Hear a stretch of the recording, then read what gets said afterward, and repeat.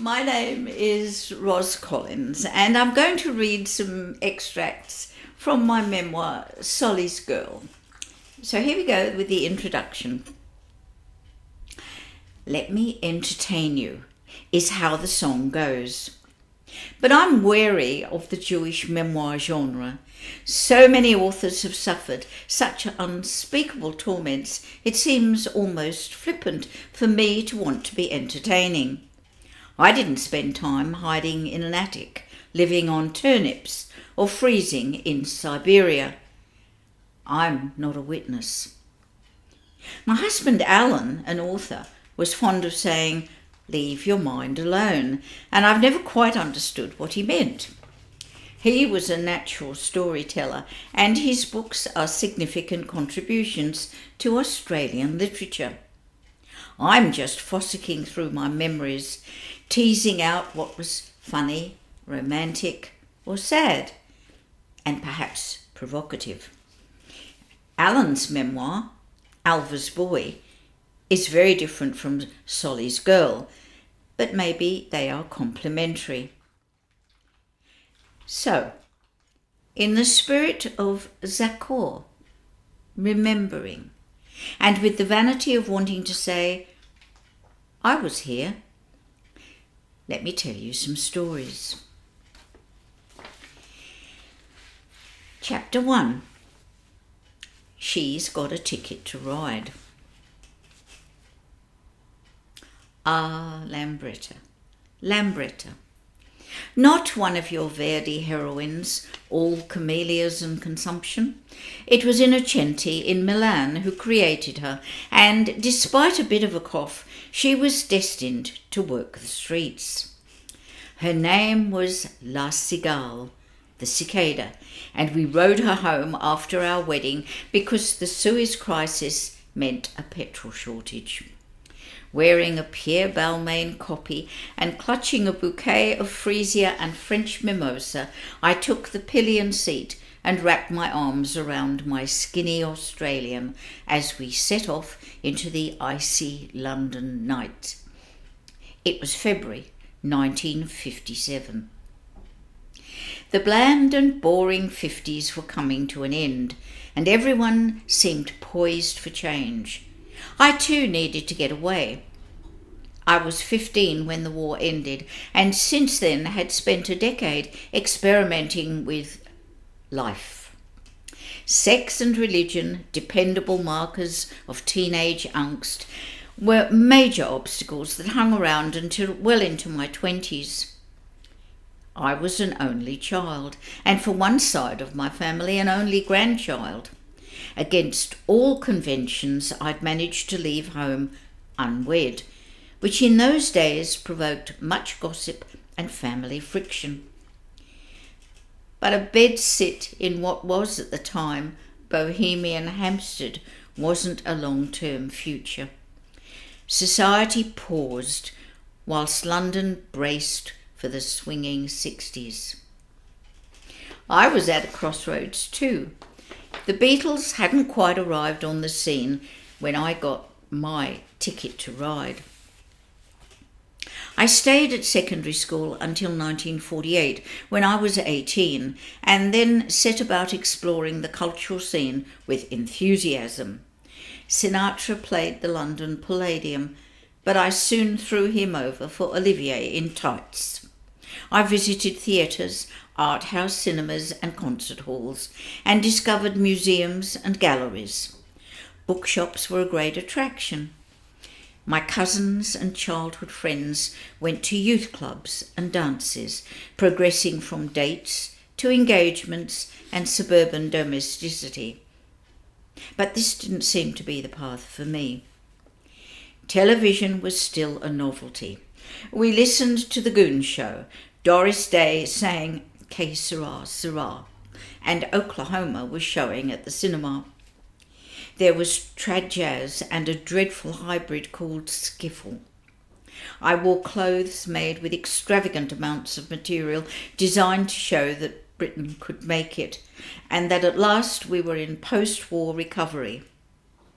And I smoked black Sobrani cigarettes. Modern Israel was 8 years old and engaged in her second war, the 1956 Sinai campaign against Egypt. As a Jew, I should have been at the very least interested, but I wasn't. The US civil rights movement, freedom buses, and the desegregation of schools should have stirred me, but it didn't. South African apartheid hardly registered. London was the centre of my world. It was great to be English, and I would have given anything to be able to claim British ancestry, preferably back to the Tudors. Heading back to Hampstead on La Cigale, which bravely flew the Southern Cross flag, my thoughts were all of packing and emigration. I was to be a £10 POM, a subsidised migrant to Australia, and was booked to sail with my new husband on the SS Stratheden within a matter of weeks. The whinging POM, one who complains that the tomatoes in Australia don't taste the same, and the Great Barrier Reef is not a patch on Blackpool, is an epithet loaded with scorn. I did yearn for the concrete jungle of London for many years, and to this day am terrified of the bush, but nobody ever has called me out for whinging. Australia has been the making of me. I'm reminded of the younger sons of the aristocracy who were sent to the colonies when they went off the rails. Here I found a freedom that never would have been mine in the family and community I left behind. The decision to marry crept up on us unexpectedly. We were living together in a chilly attic bedsit, and Alan, longing for home, suggested we take La Cigale on an extended road trip to the Southern Hemisphere. We had no money, but we huddled in bed, poring over a map of the world. He was working at Paddington Station, shifting mailbags with a West Indian crew, and I was a trainee buyer in the nightdress department of Marks & Spencer at their head office in Baker Street. I wore high heels and a black suit with a cinched waist, the high street version of Dior's new look, and I anticipated a sophisticated career with the company. Alan met me from work one day with a cable from his Melbourne employers, Rockman Stores, advising him his year's leave without pay was up and he was needed back at work to produce their new mail order catalogue. If he didn't get home quickly, his job would be lost. "We must leave immediately," he said. Without hesitation, I replied, "If we are to go, then I think my parents will be happier if we marry here first."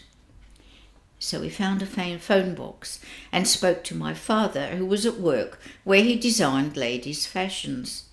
I asked if he recalled the Australian I'd brought home, and he asked the fat one or the thin one.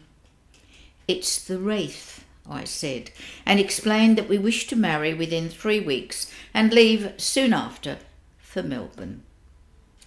Solly was remarkably calm and merely said Alan and I should meet him and Sadie, my mother, for a meal that evening. My dear mother, never arrive empty-handed, brought a beach towel from Debenhams, probably all she could think of that might relate to Australia. The 4 of us then sat down to discussion and a fish and chip dinner, strictly kosher. The marriage was very nearly cancelled. Particular about lineage, Jewish orthodoxy needed proof, the real deal, and in writing, that Alan was indeed a Jew and had no other wife. At a time when faxes, let alone emails, were some boffin's dream, we had to produce evidence from the Great Synagogue in Sydney. The rabbi booked to conduct our wedding was adamant. No cable, no ceremony.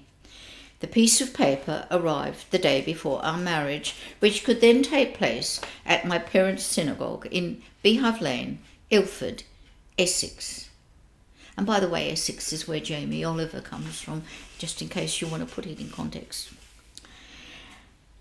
Determined to be difficult, I wanted to be married in a National Trust type English mansion where I would be dressed in red velvet at a candlelit ceremony.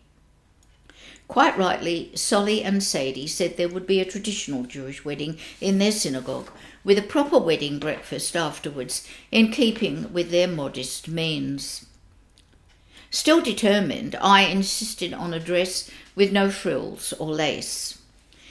Pierre Balmain had designed a short, white, grosgrain wedding dress and jacket that was the last word in simplicity, and Liberty's in Regent Street made me a copy.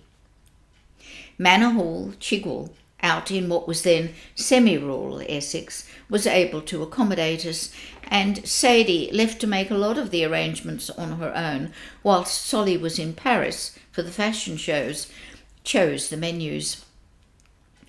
Ostwin's, a famous old Jewish family bakery in the East End, long since gone to make way for the much more colourful Bangladeshis, did the catering. I'm told that getting Alan to the synagogue involved a few pauses for heart starters en route, and I think the actual ceremony remained forever hazy for both of us. I do remember how important it seemed to Alan that French mimosa, as close to Australian wattle as we could get, should be in my bouquet and in the men's buttonholes. He also chose freesia, which I now plant in my garden as a memory. By the time he had to make his wedding speech, he was completely drunk. But the Australian contingent gave him a resounding cheer and sang Waltzing Matilda. My bemused family, mostly conservative to their backbones, must have found the whole business very odd. However, in the photographs, Sadie and Solly look happy, and I hope they were. We never talked about it or the fact that I was to live so far away. Other bridal photos show diamonds, but my engagement ring, bought after the wedding from an antique shop in central London, is a Victorian band with a garnet and tiny seed pearls. The dainty gold filigree wedding ring is also antique. I didn't own diamonds until I'd been married for 40 years, and I'm never keen to wear the tiny ear studs Alan bought me in the 1980s. Unlike the song, Marilyn Monroe, I don't think diamonds are my best friends. We didn't know much about each other, Alan and me. His appalling childhood and unhappy youth were mysteries to be unravelled over many years. His books reveal much, but I'm still getting to know him. I can only guess what he was thinking in 1957. Probably that he was about to have a real home and family for the first time in his life. I had adjustments to make too. The Stratheden sailed from Tilbury. As Sadie, Solly, Alan and I stood on the deck, Alan said he didn't want to leave without Sadie and me resolving some of the difficulties in our relationship. And so we did. I don't recall feeling sad at quitting Britain, and was not devastated because I was leaving my parents. In my grey army surplus duffel coat, I was all set to go to Australia. I had my ticket to ride.